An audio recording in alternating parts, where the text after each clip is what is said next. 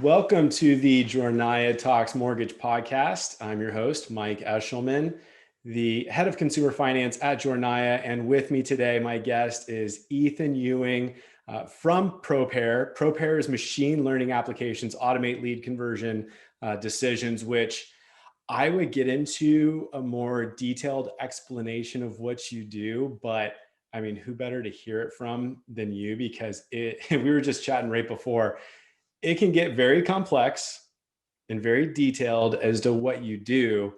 But overall, you guys make the ultimate goal of making better decisions very simple. So I'll just get started. I mean, Ethan, you and I have known each other for a number of years. I appreciate you being on. Thanks for joining. And we kind of geek out on discussing books and stuff, which we won't do here because I don't know how interesting that would be.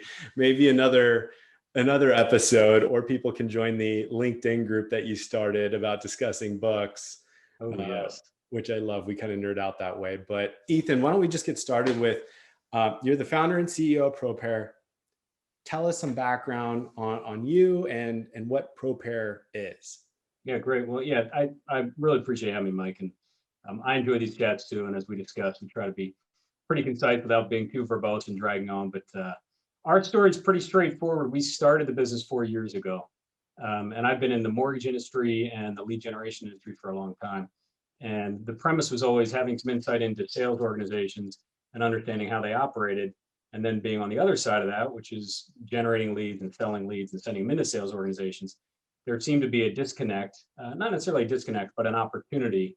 So that's where I focused, and when I left my previous company, Bills.com, which was a lead generation business I managed for 10 years, I really saw the part of the reason I left was because of this opportunity that was out there.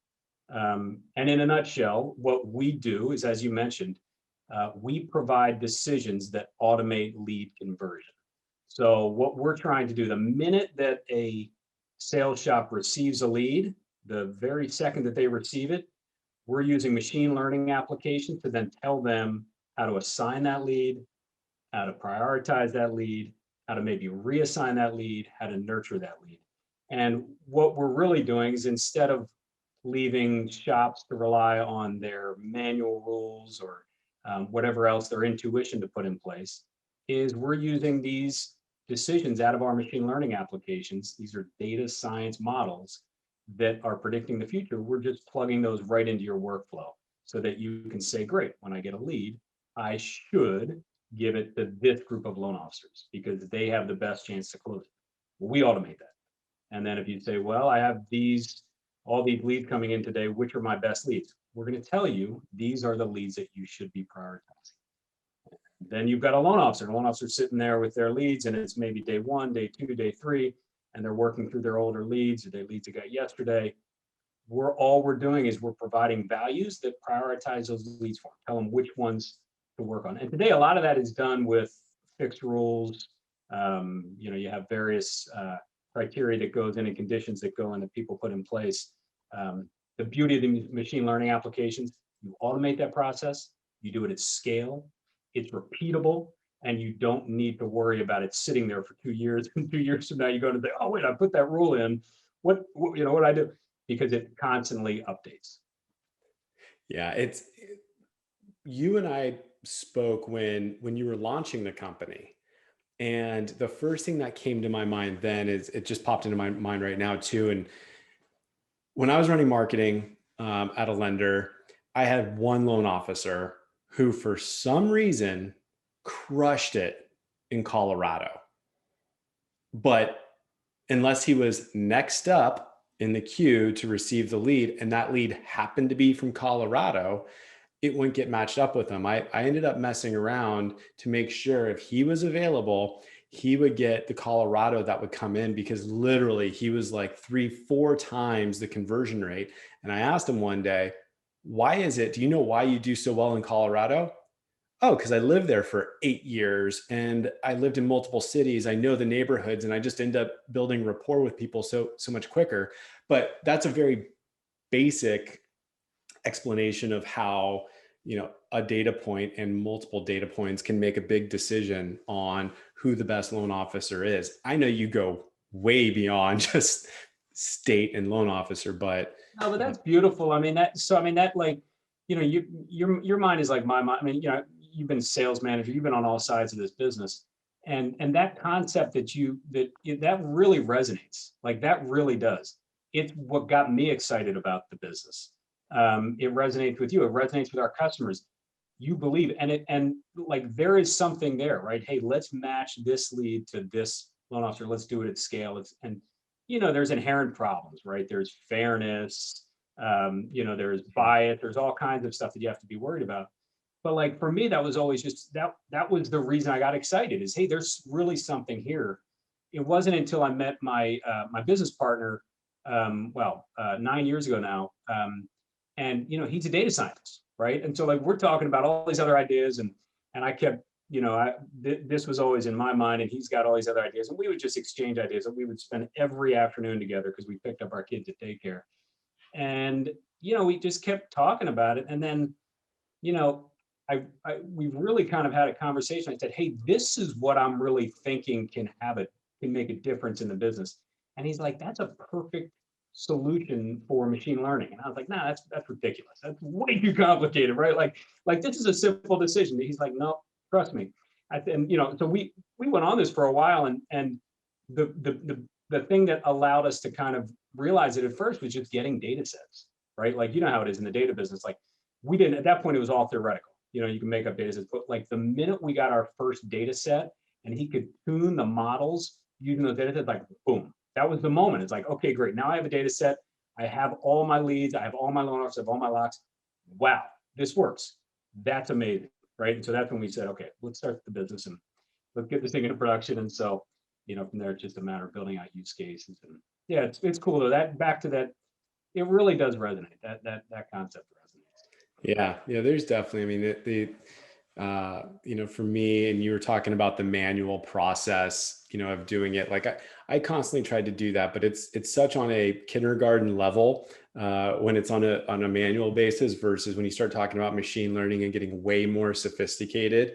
I used to, whenever I knew a lead was coming in from a VA source, matching it up with one of my groups of loan officers who are veterans. I mean, we would see that conversion rate pick up because veterans like working with veterans.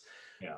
And that was always interesting conversation. So, I mean, and the stretch for us, like along that topic, like there's one thing you find those matches, what you like, that was almost, that was the gateway, right? Like that lead assignment, because what you experience is what any sales manager or marketing person I talk to at a consumer direct lender understands that, right? Because they see it happens.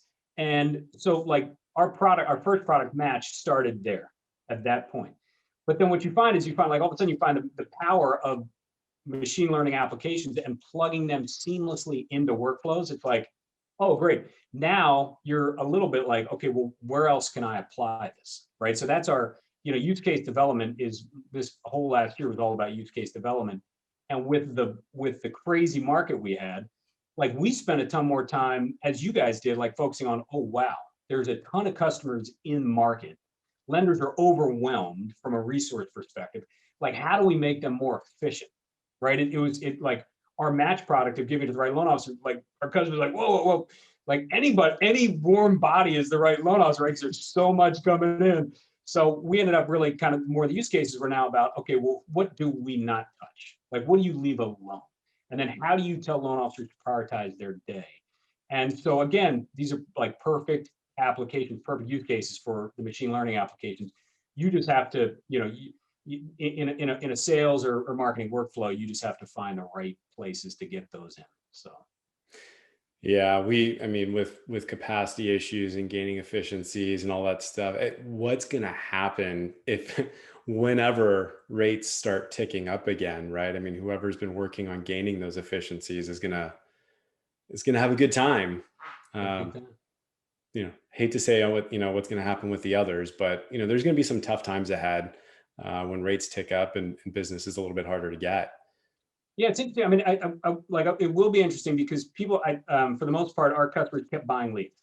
like they kept buying leads, which is great because those now are you can go back and you can harvest those leads over time. You got to keep some, you got to develop some touches with them, but you can start to like that's an asset, right? As long as you're touching them and keeping keeping a line and making contact and bringing them back in the mix, like that's an asset. And even if, honestly, for our models, like even dead leads that you can't touch anymore, those are an asset too, because you can train on those. You can tell whether those are good, bad, or otherwise. So it's Yeah. yeah, I don't know. I'll be this year. The second half of this year will be really, really, really interesting to see who's invested in the last year into improving their processes while just you just so much is happening and so much volume's happening. It will be interesting to see who thrives when it gets tighter. Completely. I so you've been in the industry for quite some time. How did you get into the industry? I find it fascinating. Usually there's a story. I mean, I don't think any of us went to school for mortgage, went to school for lead generation, like, but how did you get into the industry? What's your story? Well, like most people, I started out as a loan officer. I mean, that's the that was the entry point. And so, I mean, keep in mind, I was like, this was 1990. I think I sold my first loan in 1990, summer of 1990. And I was not the age myself, but I was 18 years old at the time.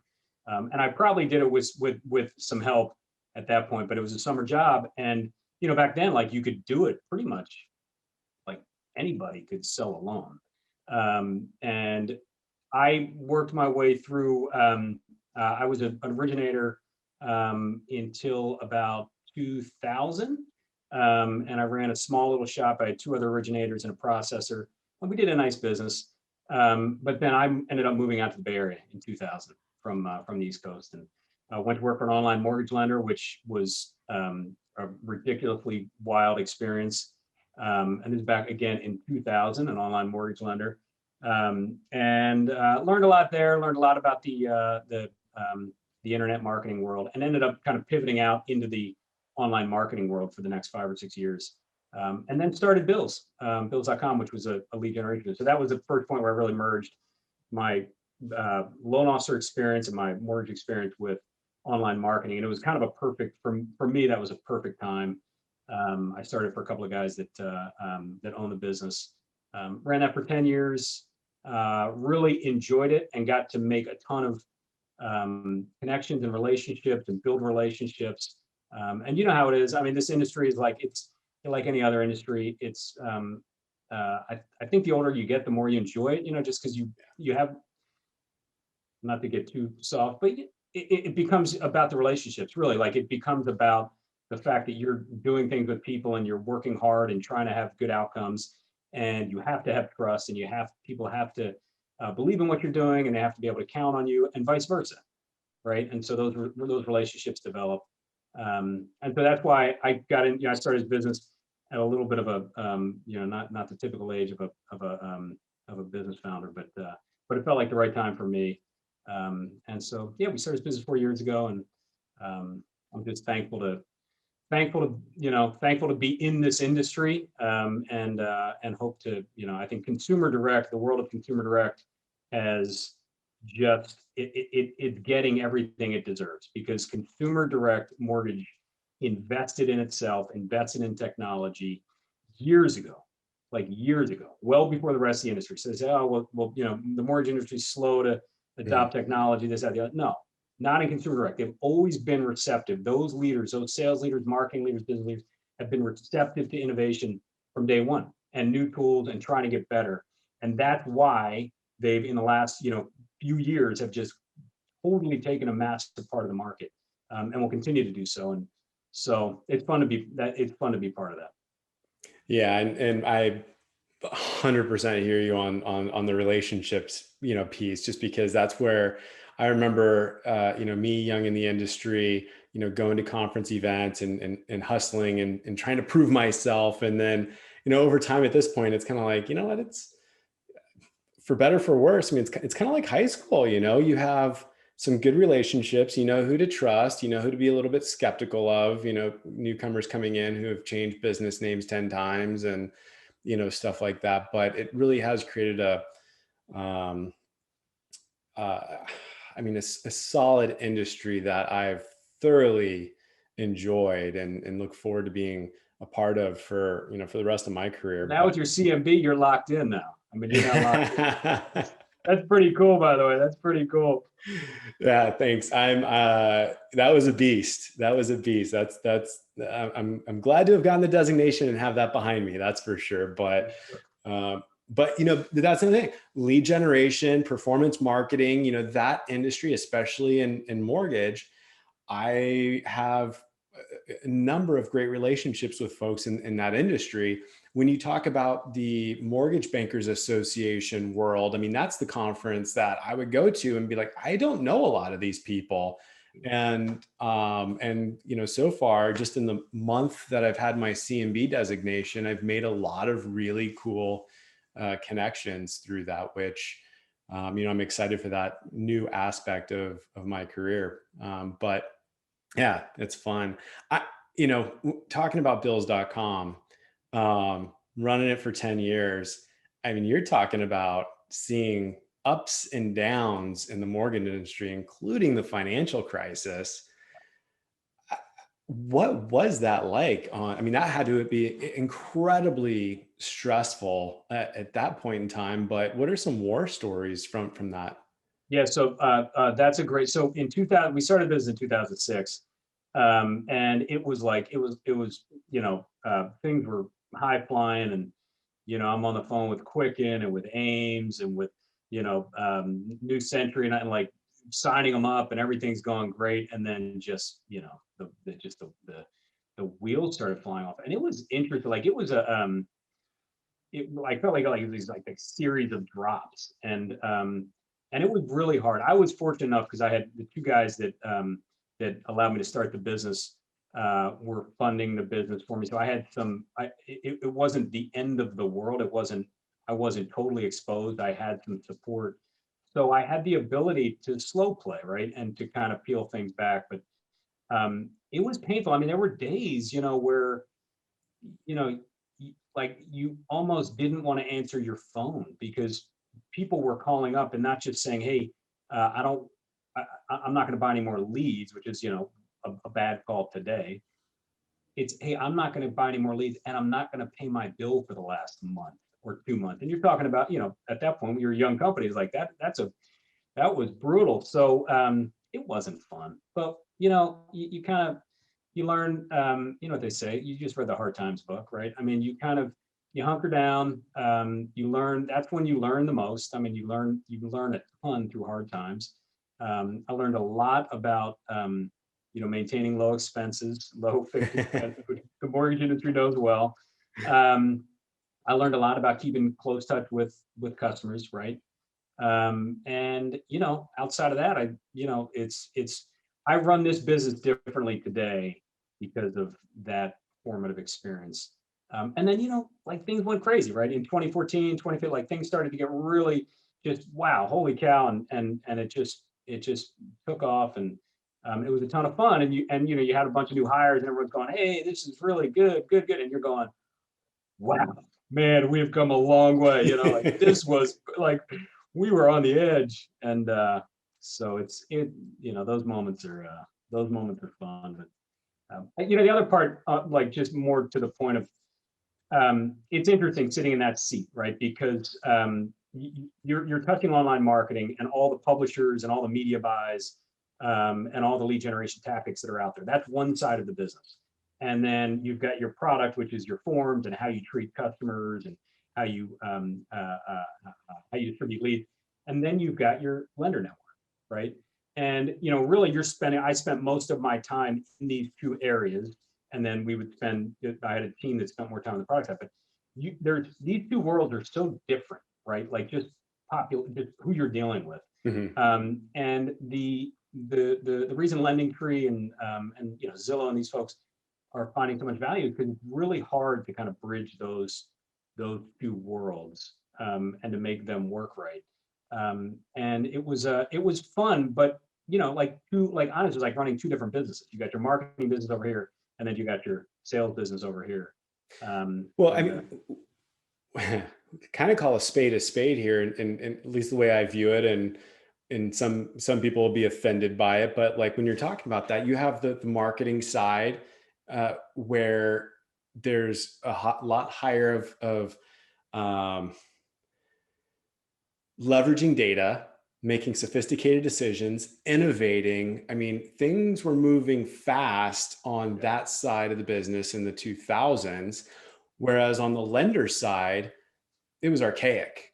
yeah, Lead in, lead out, lead in, lead out. yeah, And to your point earlier, where the mortgage industry and independent mortgage banks who, gosh, over the last decade have, tripled their market share, whatever it is. Um, it took a decade behind that before a couple of the innovators in the industry really started pushing digital mortgage. I mean, for yeah. goodness sakes, the digital mortgage conference, I think its first year was like 2015. Yeah. It's like, the mortgage industry was behind. For sure. The financial crisis slowed down any sort of innovation that would have happened because people are just trying to survive. Yeah. Then once refinances started opening up again, everyone's cautious. Yeah. And then it's like, okay, we're kind of back in business. We're back open. Yeah. Now let's start dumping money into technology and innovating. But now, I mean, this kind of comes full circle back to ProPair. You know, before, when, especially in your early days of selling leads, there wasn't a whole lot of data driven decisions. Yeah. Loan officer would get a lead, a company would get a lead, and it's essentially a hand raiser, and you just chase after them as hard as you can. And there's not a whole lot of sophistication, prioritization, or anything, along those lines. Now there is just so much more data available to make better decisions Yeah. that it's indigestible unless you're working with a partner who specializes in this type of, in these capabilities. and Yeah. and and that's where I see you guys coming in. It's, you know lenders can make their own decisions at, again, a kind of kindergarten level, elementary level of who the best loan officer is to get this lead based on the information they have. But Yeah. that information may be a small handful pieces of data from the lead form. Maybe you're able to append a little bit of additional data on top of it. But what you're doing is a whole nother level with a whole lot of data behind it. So, coming back to, maybe explain a little bit about how you onboard new clients. What kind of heavy lifting is involved, and once the heavy lifting's done, what does that maintenance look like? Yeah. Because, it's really complex. I know what you guys do is very Yeah. complex and very, and optimizes incredibly well, but what does that process look like? Yeah, so I just take one quick step back, but you're right. Back to those marketing conferences, like the advice you would always get and give people is use your data, Yeah. and so use your data, and so now that our customers are mortgage lenders, um, rather than me going and then saying, hey, use your data, we're using their data, right? And so what you do is the these machine learning applications have the ability to consume a ton of data and give you an output, and then you use that output to make a decision. So it's like if I'm running a mortgage shop and somebody walks into my office and says, hey, use your data. Okay, cool. If I'm running a mortgage shop and somebody comes in and says, hey, I'm going to use your data, I'm going to consume all of that, and I'm going to give you an output that's going to drive a business decision within your workflow. I'm like, thank you. I've been waiting for you to come. I've been waiting for this because people tell me to use my data. So now you're telling me that how I can use it, that you can help me use it. So that's the way that was the connection when Devin and I first met, and he kind of spun my head. He's like, you don't want to show people, just make it usable.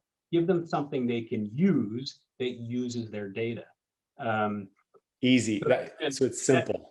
it's simple. Keep it simple. And yes, so on our side, it's complex for sure. I mean, we were joking about this before, but the data architecture on our side is a beast.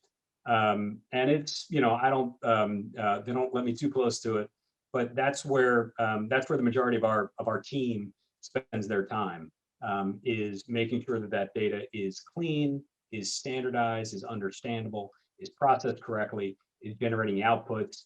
Then of course you're looking at, well, what goes into those decisions, making sure that those things are working properly, make sure that they're optimized so that you're getting from all that stuff. If you've got 200 variables, 200 pieces of data that are going in, that one output makes sense and is helpful, right? And so, does it make sense? Great. Is it helpful? Great. That's what pays the bills. It's got to be helpful, right? If it's not driving a decision for a lender, then they're not going to pay me for it, right? If it's driving a decision for them and it works, then they'll pay me for it. And that's kind of that's where we really find our value. It is. So the onboarding process for us is pretty straightforward. If you're Mike, if you're a mortgage lender, I'm just going to go and get direct access to all your data sources. That's it. Once I get that and I get your data into our data architecture, and it's a fully just siloed data infrastructure for each customer. Once we do that, then we do all the standardization, all the heavy lift. There'll be some things that you don't necessarily understand. You'll have to talk to the client and say, hey, what does this mean? Where is this data coming from? How do I interpret this? But then ultimately that's it. And then before they know it, within 2 weeks, I'm showing them, hey, here's what we took all this data. Here's your output. And this is how you're going to use the output to drive a decision. Light bulb goes off. Great. That makes sense. Plug it into their lead management system. Now they've got 1 value, 2 values, 3 values going in their lead management system. They can run decisions around that, and away they go. And then once they see that and they start to see how it works, then it's a matter of like, okay, what else can we do with this, right? Like, where else, what other decisions can we find? And that's what you want. Like, that's what, in our world, that's what account management, customer success is like, about finding new use cases, right? Where else can we use this value to drive a decision? Because now I see that it's predictive and it's helping my business. Great. Where else can I use it? So That's where you start to see the unleash the geek from your clients, the geek side of their brain, where it's like, what? Can we do this? Can we do that? And they start getting fascinated with, the machine learning process. Yeah. Yeah. I'll put Devin, Devin's if people really want to go deep, and Devin will show them how the applications work. And it's, I can truly test the mettle of my customers because it's like, boom, wide-eyed, whoa, wow, this is great. And then all of a sudden you're like, okay, well, we got to get back to actually applying this into your workflow. Like, oh, okay. So it's, but it's become, for us, I think, I appreciate you mentioning that, because that's been a challenge for us, is to educate the market a little bit, that it's not some, kind of ambiguous big thing. It's, hey, we consume all of that and we give you an output. And we plug in. It takes us 3 to 4 weeks to get set up and to be in production and giving you back those values within your systems. Yeah, awesome. So, what's the best way for anyone who wants to reach out to you to get a hold of you and learn more about what y'all do and how it could potentially help them? Yeah, for sure. LinkedIn's a great way. Ethan Ewing on LinkedIn, or ProPair, or ProPair.ai, ProPair.ai. Or you can go to the Better with Books. You can go to the Better with Books LinkedIn channel and sign up there. But come visit the website. We're actually redoing the website here in the next month. We'll relaunch that. The way it works, honestly, if anybody that is watching this that says, hey, I want to learn more, reach out to me on LinkedIn, and I'll set up a quick discovery call. I'll explain to you at a high level what we do. We'll talk about your business, and understand if there's a fit. It's not a fit for everybody, right? Every business isn't built for it, but most in the consumer direct space are. So that conversation happens quickly, and then we take it from there. Awesome. Sounds good. Well, thanks for joining the Jornaya Talks Mortgage podcast. For everyone listening or watching, please like, subscribe, all that good stuff that I'm supposed to say at the end of a show, and share it around. But thank you all for listening, and appreciate your time. Until next time.